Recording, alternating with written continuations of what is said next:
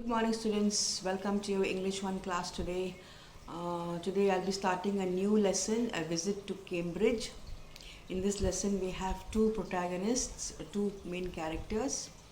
It is something of an interview taken by a person called Firdaus Kanga, who is a journalist, and he goes to Cambridge and where he meets Stephen Hawking, who is a differently abled person. And coincidentally, even Firdaus Kanga is a differently abled person. Differently abled, what do you think differently abled means? Now, in the past, differently abled people were called disabled or handicapped. But calling them disabled and handicapped is a very rude way of referring to them. So we have changed the terms and we are using it saying as differently abled or even sometimes specially abled people. Like we have specially abled or differently abled Olympics also for the differently abled people.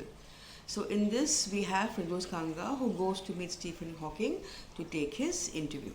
Okay, so I will be continuing with the story in my usual format, like a picture of the lesson in front of you. At the end of the lesson, I shall also be giving you some questions which you need to answer.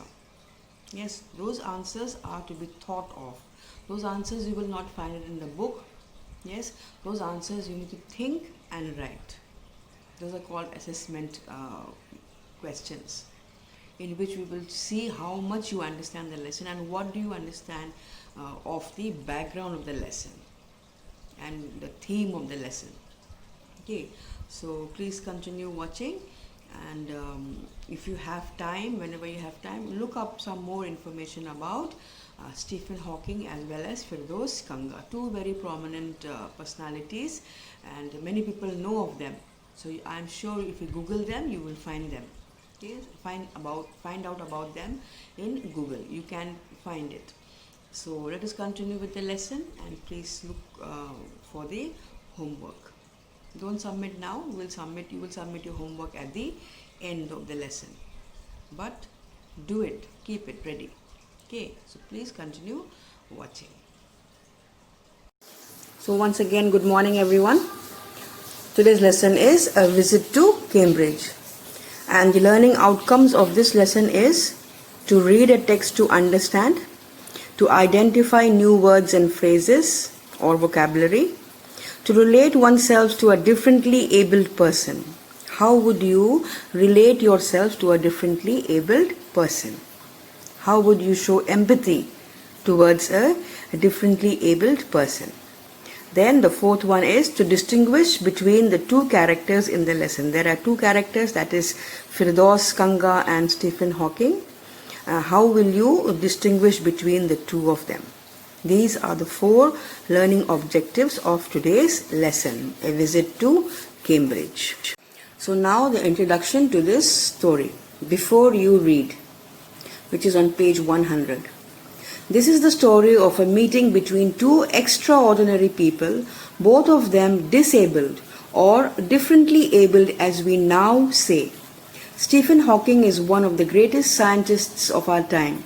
He suffers from a form of paralysis that confines him to a wheelchair and allows him to speak only by punching buttons on a computer, which speaks for him in a machine-like voice. So this is the story of the meeting between two people, extraordinary people. They are not ordinary people, they are extraordinary people.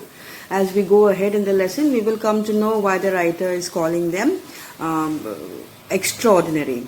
Both of them disabled. Yes, both of them are disabled, or we do not call them disabled any longer.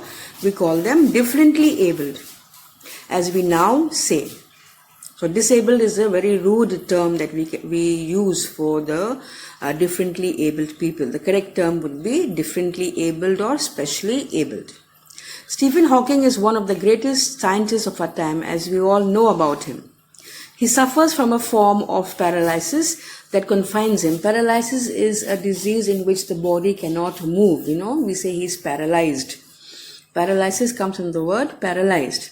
So this paralysis confines him. Confines him means he has to sit in a wheelchair. He can go nowhere without the wheelchair. He is fixed to the wheelchair. yes, and allows him to speak. He can't even speak. His form of paralysis is so severe, so bad that he cannot even speak. And how does he speak then? He speaks by punching buttons. He has a computer, and on that he presses on the keyboard and the computer speaks for him. Whatever he types, it comes out in the form of sound or words.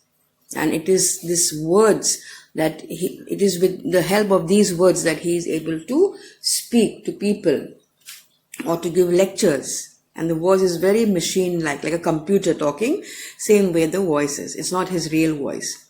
Firdaus Kanga. Now let's see who is Firdaus Kanga, the writer of this, or the person who went to interview Stephen Hawking. He is Firdaus Kanga. Is a writer and journalist who lives and works in Mumbai. Firdaus Kanga is from Mumbai. He's a journalist. Journalist is a person who writes for a magazine or a newspaper. So Kanga was born with brittle bones. So even Kanga was a differently abled person. He was born with brittle bones. Brittle bones means his bones are very, very brittle, very, very breakable. Brittle means breakable. Like we have our glasses in the house that we drink water from. Some glasses are very brittle and some glasses are very strong. Even if they fall, they don't break. But some glasses are very, very thin, and a slight hit on the floor or on the tabletop will crack them, will break them. So this is the meaning of brittle. Brittle is easily breakable. So his bones get broken very easily. A slight twist, a slight fall, and he breaks his bones. They tended to break easily when he was a child. So he has to suffer even in his youth. So he also is sitting in a wheelchair, just like Hawking. Like Hawking, Kanga moves around in a wheelchair. So they are quite similar in their bodily functions. The two great men exchanged thoughts on what it means to live life in a wheelchair and on how the so-called normal people, look at the word normal given within inverted commas. Normal people as in you and I, we are all normal people. We are not differently abled people. We are abled people. So he calls us normal within inverted commas. People react to the disabled. So they have a conversation, they exchange thoughts, they talk to each other, and they talk about the so-called normal people and our reactions to the disabled, how we react. Sometimes we laugh at them, and sometimes we feel very, very sorry for them. We feel pity for them. And when we feel pity for them, this is one thing that the differently abled people hate. They hate us feeling pity for them or feeling sorry. Oh my God, you have no leg. Oh my God, you can't talk. Oh my God, you can't see. Saying these kinds of sentences make them very, very angry. They do not want pity. They don't want pity at all. They want to be treated equally as normal people. So this is the conversation between Firdaus Kanga and Stephen Hawking when Firdaus Kanga met him in the university there. Okay, let us continue. Now coming to the main story. Cambridge was my metaphor for England, and it was strange that when I left it had become altogether something else because I had met Stephen Hawking there. So this I is the writer of the story, and that is Firdaus Kanga. Firdaus Kanga went and met Stephen Hawking. So this is his story. He says, Cambridge was my metaphor for England. Now, what is the meaning of metaphor? Cambridge, Cambridge is a university in England. And metaphor is something we use when we compare unlike things. Like we say, Susan is a rose.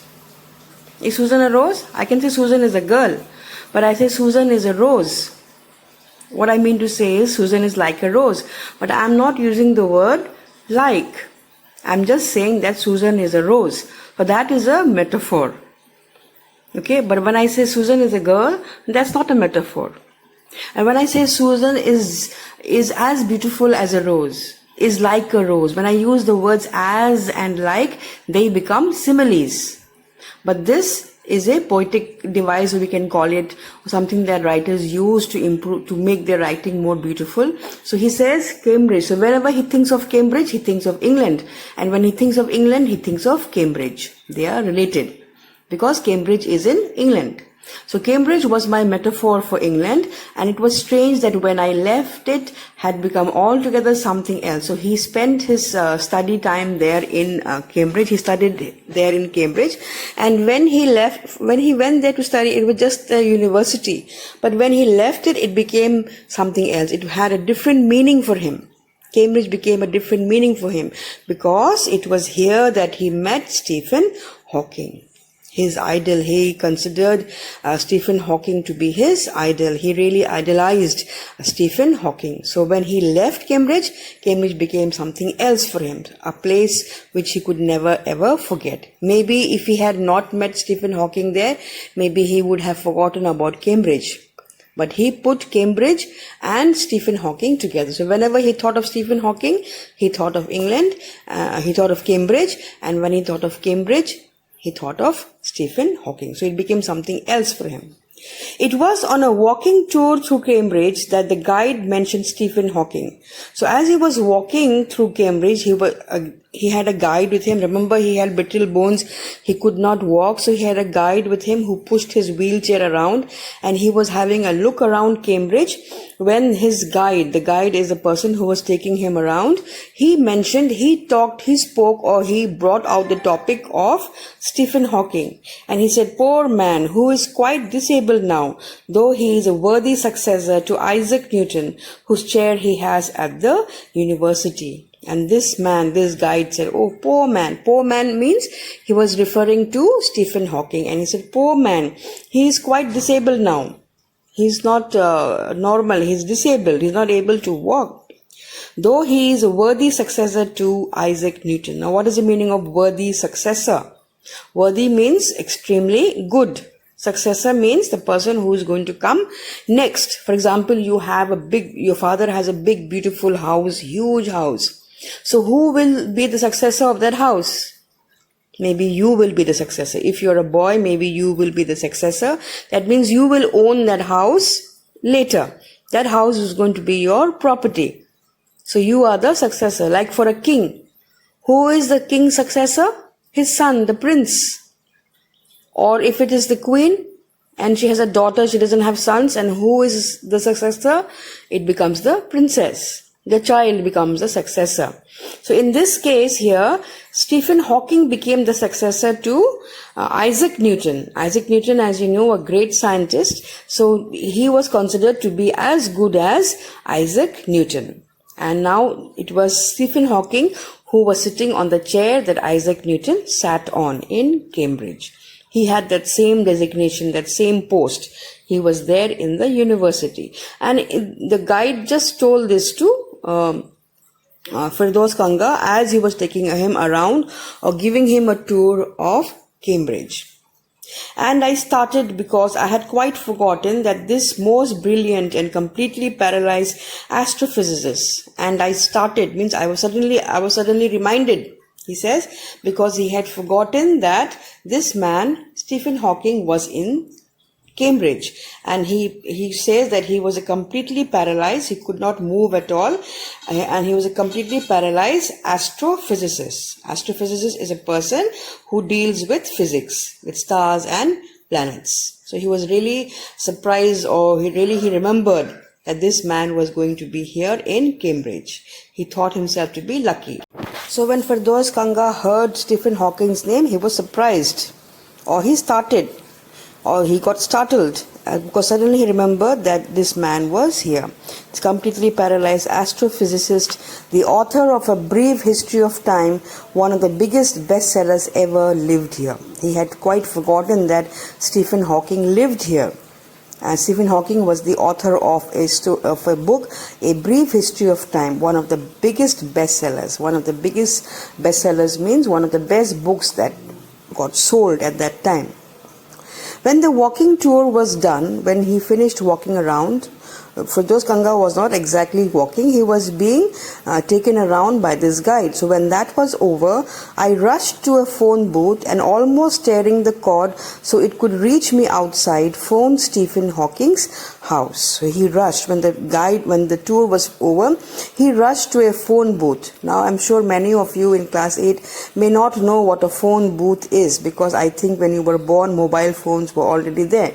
But before, during the early 90s and all that, or late 90s even, we did not have these mobile phones. We had phone booths, like we call them PCOs. In some places you will still find PCOs where you can go and make a phone call, and that phone call is made by a landline.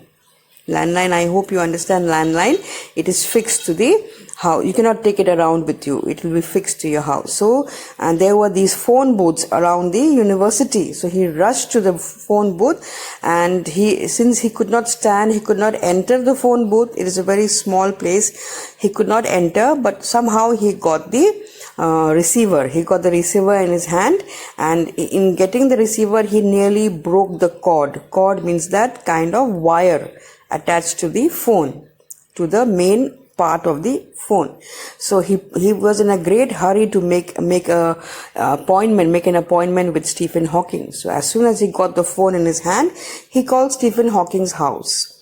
There was his assistant on the line, and I told him I had come in a wheelchair from India.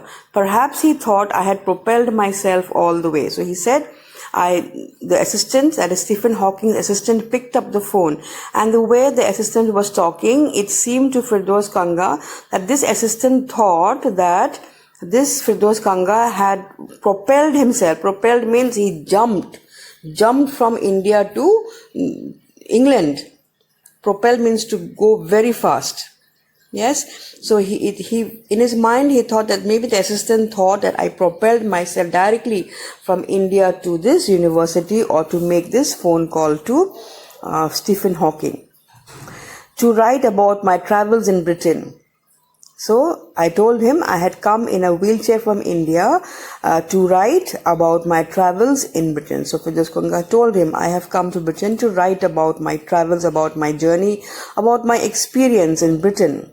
I had to see Professor Hawking. Even 10 minutes would do. He said, please give me at least 10 minutes time to speak with Stephen Hawking. Half an hour, he said. Half an hour will do. Then the man said half an hour, from 3:30 to 4. Firdaus Kanga asked for 10 minutes, but this assistant said, okay, you have half an hour, from 3:30 to 4. He gave him this half an hour time in which he could come and talk to Stephen Hawking. And do you think Firdaus Kanga became happy? Of course, Firdaus Kanga was very, very happy. Now in your picture you can see on the right, that is a picture of Firdaus Kanga or Stephen Hawking, you think? It is a picture of Stephen Hawking. Look at his smile.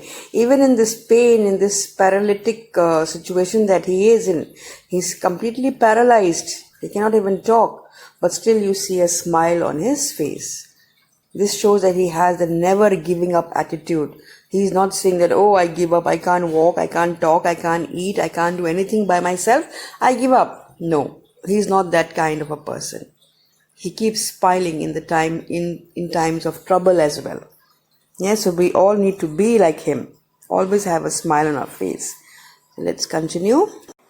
So now Firdaus Kanga got what he wanted. And what was it that he wanted?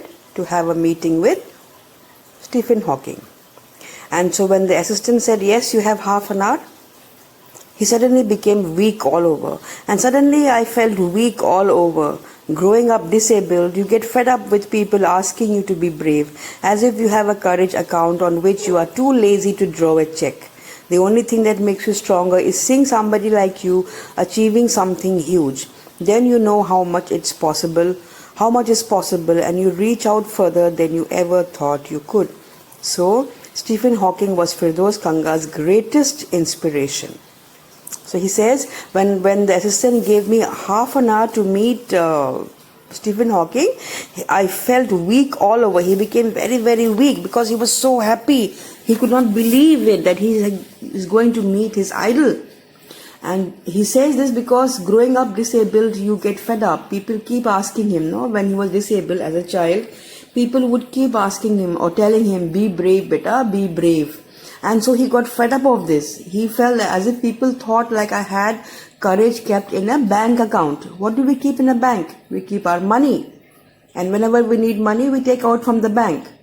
But when people told him to be brave, he felt like, what? Do I have an account? Do I have a bank account where I keep all courage there in the account and I take out little by little and give myself courage? This is what he asked himself. What do people think about me? That I can just go and take courage from the bank and become courageous? So he used to get very, very angry when people told him to be brave.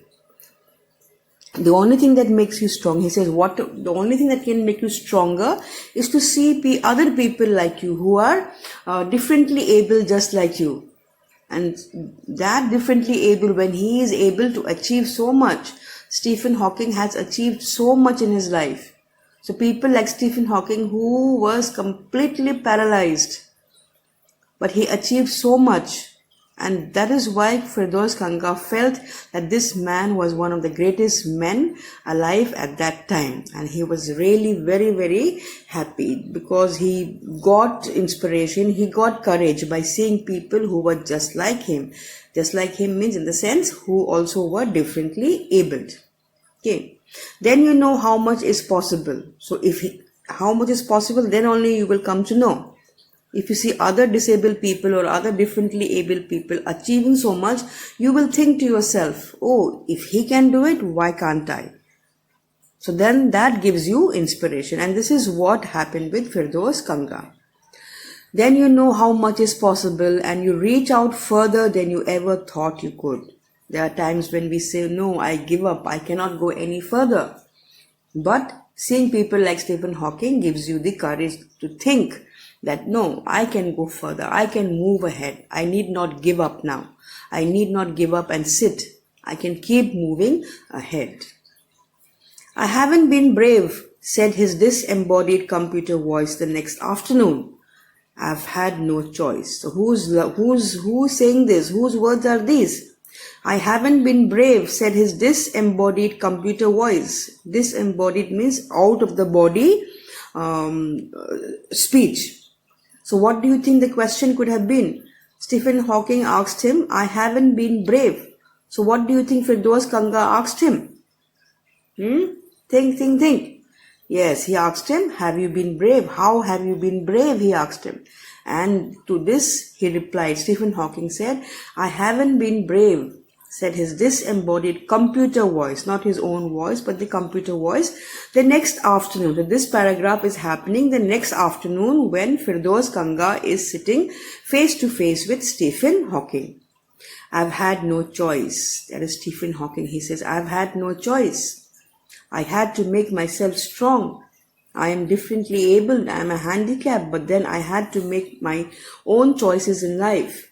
So I've had no choice but to be brave. I could not give up. This is what he's trying to say. I could not give up. Yes, I had no choice but to be brave. And this is how Stephen Hawking has achieved so much in his life, that he is an inspiration to most students, most children who want to become scientists like him.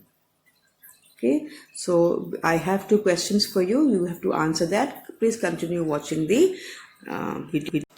So this is your homework. Question number 1.